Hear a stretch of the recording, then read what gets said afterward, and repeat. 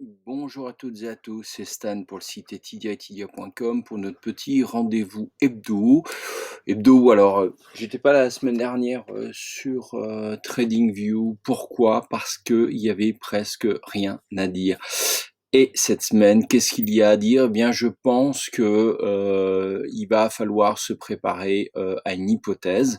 L'hypothèse cette semaine, c'est une consolidation et un retour, je pense, autour des 3000 sur le S&P 500. Alors, l'hypothèse, je vais la nuancer. Pourquoi? Parce que si vous considérez ceci comme un accident, le coronavirus, un accident statistique, euh, derrière, vous pouvez concevoir qu'on ira au moins au V-bottom, voire faire un W. Donc, il y a autant de chances qu'on aille à 3004 que l'on descende à 3000. Alors, ça vous fait une belle jambe, vous allez me dire, mais moi, très clairement, je pense qu'on va retourner sur les 3000. Pourquoi? Parce que je vois des centaines de graphiques toutes les semaines et pour beaucoup, que ce soit des grandes valeurs ou des plus petites, je vois qu'on a tiré très fort depuis cette zone-là, hein, c'est-à-dire depuis le début mai. Et l'adage qui veut vent en mai et part est complètement faux cette année. Hein. Sell in May, go away, complètement faux. On est remonté là en ligne droite, on a hésité un peu là, forcément, et clairement, les marchés ont dit c'est le nord. Alors on peut intellectualiser le problème comme on veut. L'analyse graphique dit on monte vers le nord. Voilà, c'est clair, c'est net, les bougies sont sans bavure, les hausses sont importantes. Et maintenant, où va-t-on? Moi, je pense quand même qu'on va redescendre là dans un premier temps. Donc, je vais le marquer comme ça, vous pourrez toujours revenir sur les vidéos plus tard. Moi, je pense qu'on va aller là, puis on va repartir plus haut.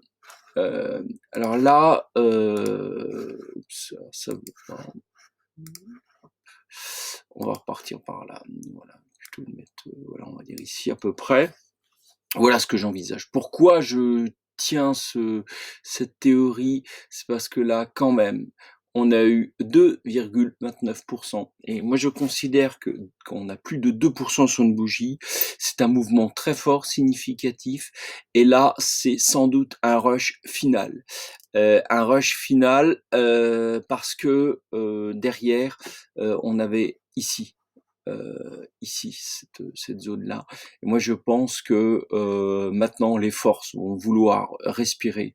Donc, c'est un piège haussier parce que on ira là et on redescendra là. Voilà ce que je soutiens, ce que je plaide. Ça signifie que moi personnellement, je vais pas prendre de short, je vais pas shorter parce que imaginons, hein, toujours à 50-50, que j'ai tort lundi, mardi, eh bien, on ira plus haut. Et alors là, c'est le désastre. Et sur ça, sur une petite correction, vous savez que les baisses vont 3 fois plus vite que les hausses. Donc, il suffirait de 2-3 séances, genre mercredi, paf, on est là. Faut tout racheter en quelques heures et on repart. Pour les rachats, certains m'ont demandé en privé, qu'est-ce que j'entrevoyais comme valeur en rachat. C'est très simple. Vous pouvez le voir ici. J'ai mis une section weight, c'est-à-dire que des valeurs que j'ai en attente, c'est des valeurs que je considère comme le S&P 500, enfin bon, peut-être pas l'Ether, mais que je m'apprête à revenir dessus à l'achat dès qu'on aura tapé ici le support, hein, le rebond sur support. Je verrai au cas par cas, donc je vais pas m'amuser à refaire des vidéos sur TradingView sur GE, Air Liquide, EDF, Saint-Gobain, Heineken, UPS, GTT et l'Ether, bon c'est un petit peu un truc à part. Très clairement, je rachèterai sans condition dès lors qu'on fait le rebond sur support. On verra les prémices. Faudrait être derrière les écrans très concrètement. Alors ça peut se faire en 2 jours. Ça peut aussi durer, j'en sais rien. Hein, je ne suis pas devin. Voilà les hypothèses qui sont sur la table. Et en tout cas, moi, je pense qu'on va s'apprêter à faire ça, probablement pour un V-bottom. Autre hypothèse, autre hypothèse. Parce que bah faut tout mettre sur la table, quitte à changer d'avis, hein. J'ai pas de problème d'ego là-dessus. Donc ce serait par exemple un V, et derrière on redescendrait peut-être là, peut-être là. Voilà, allez, soyons fous, on va mettre là, à la faveur peut-être, regardez, on serait un crash sur le mois d'août. Un crash sur le mois d'août, moi j'ai jamais fait de bonbons en bourse au mois d'août. Très clairement, c'est quelque chose de très probable. Un gros bazar sur août-septembre, disons voir ça, et on se situe là, d'accord. Et après on reverra, hein, peut-être pour un rebond, j'en sais rien, c'est prématuré de le dire. Mais n'oubliez pas quand même, n'oubliez pas qu'avant cette histoire de pangolin, sur 10 ans, je radote hein, sur ce que je dis, mais sur 10 ans, nous sommes quand même tout en haut d'un truc énorme, énorme, vraiment énorme, d'accord. On est là, le pangolin nous a ramené là. Bon, alors après, si les arbres grimpent au ciel, moi je veux bien jouer la partie, mais quand même en termes de probabilité, moi à l'approche des plus hauts, vous m'excuserez, je vends tout, je coupe l'électricité, parce que soit ça passe et j'accepte de perdre, de pas gagner, disons, pendant un certain temps, mais si ça dépasse les plus hauts du mois de mars, là début mars, j'attendrai que ça file en haut et que ça redescende. Hein. C'est-à-dire que si on fait ça, moi j'attends que ça revienne là, le rebond sur support. Je n'achèterai pas le dépassement, parce qu'imaginez simplement qu'il y ait une fausse sortie, un gros piège haussier, parce que qui a du papier aujourd'hui? Les fonds et les banques centrales. Les banques centrales ont racheté le papier pour nous ramener là. C'est pas indéfini. À un moment donné, le papier, il va falloir le sortir.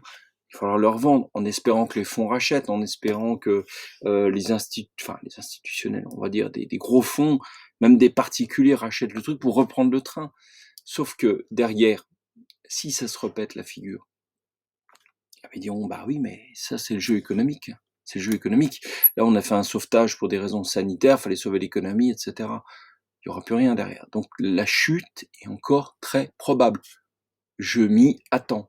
Et pour l'instant, on va rentabiliser les mois qui sont devant nous, on continue de travailler cette hypothèse haussière, mais là, aujourd'hui, c'est-à-dire le 7 juin, j'ai dégagé tout un tas de valeurs. Je reste en position acheteuse sur certaines choses, hein, par exemple Quad ou Eutelsat, Eramet, Total, ou alors Quantum Genomics, mais parce que ce sont des profils particuliers, on n'est pas dans les grandes valeurs.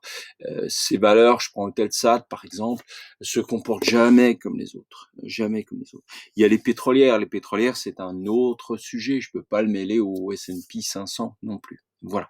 Eh bien, donc la semaine prochaine, on attend une correction pour se replacer. Donc, on se retrouvera dimanche prochain pour recommander le S&P 500. Voilà, c'était Stan pour le site Etidia.